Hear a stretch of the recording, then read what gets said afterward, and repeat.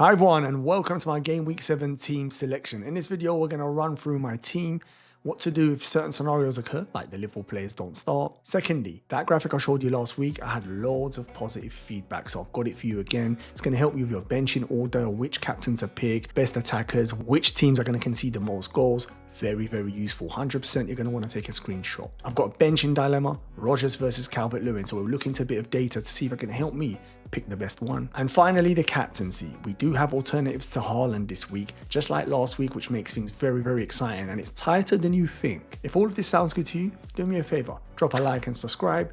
Let's get straight into it. Sales in goal versus Chelsea away. Chelsea at Stamford Bridge, I'm not confident with this fixture. I think Sales concede. Nottingham Forest have been good defensively, but Chelsea's attack is starting to click. And they have the main man, the man who's on flames after scoring 4 goals, Palmer.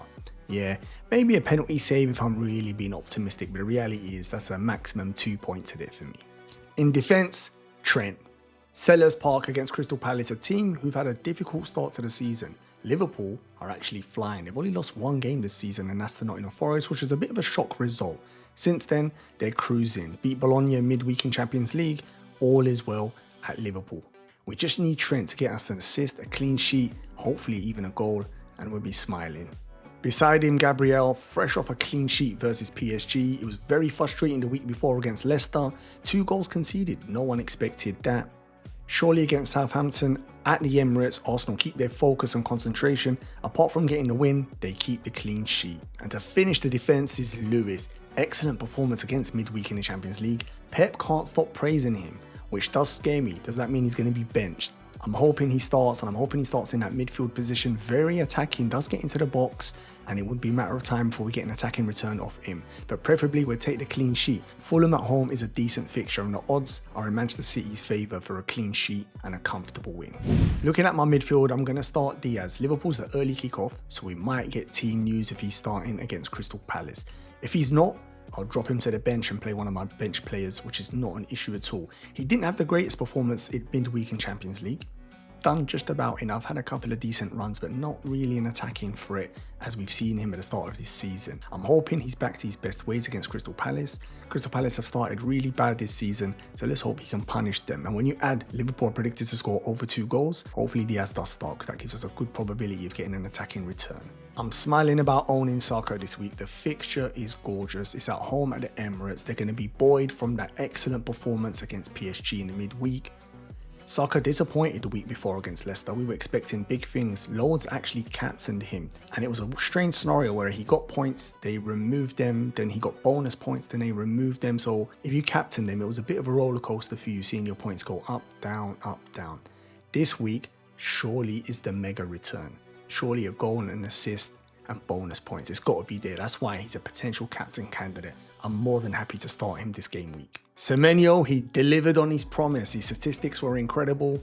Last week, the Monday night fixture, he played really, really well. He only got 1 goal, but was capable of getting even more. But listen, let's not be greedy. We took that return, and we're hoping he can repeat it again. This week, he's got Leicester away. Leicester really shaky, conceding chances. And with his attacking numbers at the moment, surely he's at the end of an attacking return. And Mbumo at home against Wolves, another excellent player. Looking at my team this week, I'm feeling pretty confident, and it's fixtures like this that's making me happy. A lot of the attacks are coming from Mbumo as Tony's gone and Wissa's injured. He's the main guy, the talisman of the team, and Brentford are predicted to score near 2 goals. Surely he gets an attacking return for us. Havertz up top versus Southampton at home. Surely this is a money fixture. Arsenal predicted to score 3 goals. Just like I said earlier on with SAKA, this fixture's got big potential for us. He scored midweek as well. Excellent header versus PSG. He's scored in 5 consecutive home games as well, so he's confident. Can he make it 6? My money is on yes. Beside him is HAALAND. A shocking blank versus Newcastle last week. Not the best performance by Manchester City. I mean, he managed to get 5 shots off, which is standard for him. In this fixture, surely he redeems himself and get back on the scoring. It's just a matter of does he score 1 or 2. I think he'll be the favourite captain for this game week. Manchester City are at home, are formidable.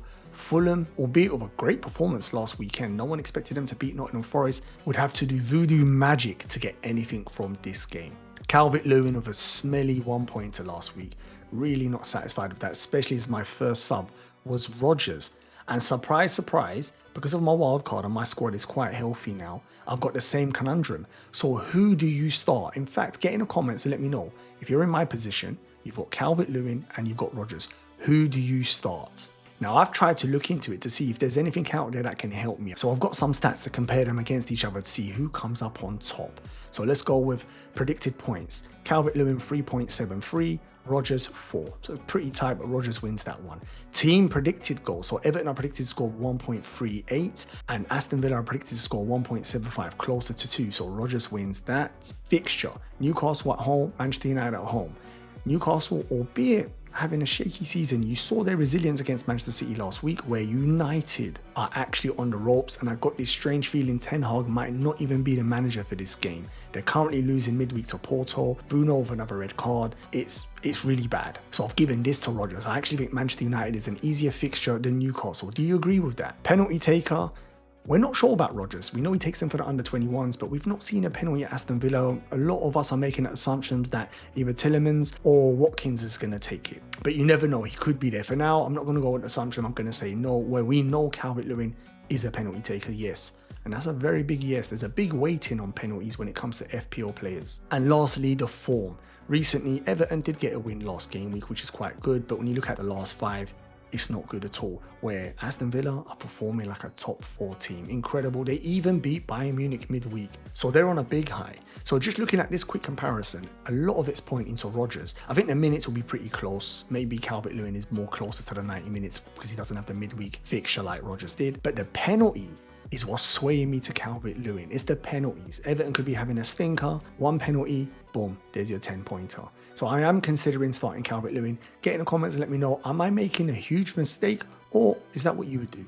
And lastly, my bench, Fabianski in goal, doesn't even play. Rodgers, what we just discussed now, does he come into it? For all I know, he might need to come in anyway if Diaz is benched. Mikalenko against Newcastle, it's a decent fixture, but I don't think I can get him ahead of the 3 defenders I currently have starting. And last up is Greaves. Hopefully I don't need to utilize him. Captaincy is currently on Haaland, but we'll discuss that in a bit more detail later on. My predicted points is 63 for this game week, which isn't incredible, but hopefully not as bad as last game week.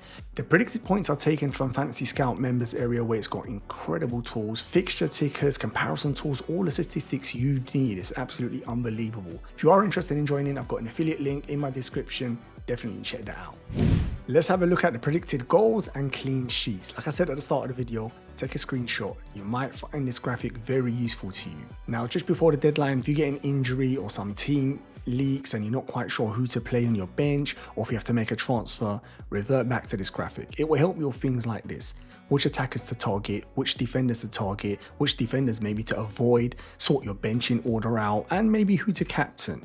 Definitely a useful graphic, and I've had positive feedback, so get in the comments and let me know if you're finding this useful. Now, when you're looking at this graph here, you want to look at the top team is the home team and the bottom team is the away team. So for example, Crystal Palace versus Liverpool. Crystal Palace are predicted to score a goal. Their clean sheet odds are at 11, which is not looking good. So if you've got one of their defenders, maybe you want to bench them. Liverpool, on the other hand, predicted to score more than 2 goals, which is why it's highlighted green, and their clean sheet odds are not bad at all, 34%. So if you've got their defenders like Trent, Van Dijk, Robertson, you should be optimistic and hopefully can get a clean sheet. So when you look at this data, you want to look at the reds and the greens. So for example, Southampton have got 5% clean sheet odds. That's why it's red. Anything under 10%. And then you combine it with Arsenal predicted to score more than 3 goals. If you've got Arsenal attackers, of course you play them. It's a no-brainer. Maybe even captain them. So when you look at, for example, SAKA, captaincy is definitely viable this game week. Yes, of course, we've got Haaland. Let's find where Manchester City are predicted to score over 2 goals as well, which makes Haaland very, very appealing. Especially Arsenal's got a variety of players that can get you the goals. Martinelli, Trossard, Saka, Havertz. Where with Manchester City, they tend to go through him. Hence why a lot of us do veer back to Haaland as a captain. City's predicted clean sheet odds are looking good as well, 46%. In fact, second best after Arsenal this. So if you've got a Manchester City defender, Vardy, hopefully Lewis starts, you play them, and it's in your favour that you might get the clean sheet. Chelsea, another potential captain candidate. Chelsea predicted to score more than 2 goals as well, and their clean sheet odds are not bad, 36%. And Nottingham Forest's defensive odds are not looking good, 11%. So maybe Palmer again. Surely he can't repeat what he done last week. Not a chance. He's not scoring 4, but maybe a brace, that's definitely possible. Definitely take a screenshot. Normally, you have an idea of all of this in your head, But when it's under pressure situations, as I said, last couple of minutes, you get information that your player is injured or not playing and you need to make a move, you can always revert back to this to make sure. If you're bringing in an attacking player, you want to make sure they're playing in an attacking team. If you're bringing in a defensive player, you want to make sure someone's got decent clean sheet odds. So it's a very useful graphic. And finally, let's have a quick look at the captaincy. I think there's 4 candidates for this game week. Let's start with the obvious one, HAALAND. Fulham at home. Last week he was very frustrated. Newcastle done a job on them. Really frustrated Manchester City. Manchester City tried, but they just couldn't get the goal. Haaland himself had 5 shots, which isn't too bad, but the quality of the shots weren't the best. Manchester City predicted to score near 3 goals, and Haaland's involvement in that is normally near 30%. So if they get attacking returns, he's normally nearly involved. And when you add this at the Etihad, this is what makes him the favourite captain for this game week. But like I said, we do have alternatives. Let's go to SAKA. Last week was very unfortunate. We thought he got an assist. We thought he got bonus points. They were both removed. But this week, he has a gorgeous fixture. Southampton at home. Southampton are conceding loads of chances. And Arsenal going to be buoyed, full of confidence after that huge win versus PSG in the Champions League. Set pieces, penalties, ticks all the boxes. We just need him to turn up and he's a perfect captain candidate. After that, we've got Mohamed Salah. Playing away at Selhurst Park, the early kickoff, which puts a lot of people off, but his record against Crystal Palace is gorgeous. I think it's 8 goals and 5 assists. He does turn up for them. Scored a goal, an excellent goal against Bologna in Champions League, so he'll be full of confidence. And if I'm honest with you, he's had a great start to this season, playing football really, really well. Definitely a candidate, maybe not as popular as Saka and Haaland. And lastly, we have to mention the record breaker, 4 goals in the first half. Ridiculous return. This week, Palmer plays Nottingham Forest at home. Nottingham Forest have been decent defensively, albeit they were rocked by Fulham last week. Chelsea can't stop scoring. Even midweek in the European game, I know Palmer doesn't play in that. They've got enough firepower now. Looks like Maresca is starting to get them gelling up top, and I can see them scoring a couple of goals, and the stats do back that up. Chelsea are predicted to score more than 2 goals, and again, similar to Saka, when you know he's on penalties and set pieces, and maybe unlike Saka, he's much more goal hungry and wants those numbers, could he be a perfect captain candidate? So I did say there's 4 captain candidates this week. Me personally, I don't have Salah and Palmer, so I can't consider them. It's between Saka and Haaland, but I do fancy Haaland. I think City at the Etihad, especially after that performance against Newcastle last week, they're going to be upset. They're going to want to respond back with a big win. So for me, it's a no-brainer. Haaland captain. But you might have Palmer or Salah. What are you doing this week? Get in the comments and let me know who you're captaining. I hope you enjoyed that video, but more importantly, I hope you found the video useful. Get in the comments and let me know what you're doing this game. Before you jump off to the next video, do me a favor, like, subscribe, share the video. I'm trying to get to 1,000 subscribers. I can only do that with your help, so I really appreciate any support I get on this video. And if you haven't made your transfers yet, watch this video on the screen right now. I'll give you 2 incredible transfers. One of them is very obvious. You might have him in your team. If not, definitely someone I've got my eye on. You should have your eye on.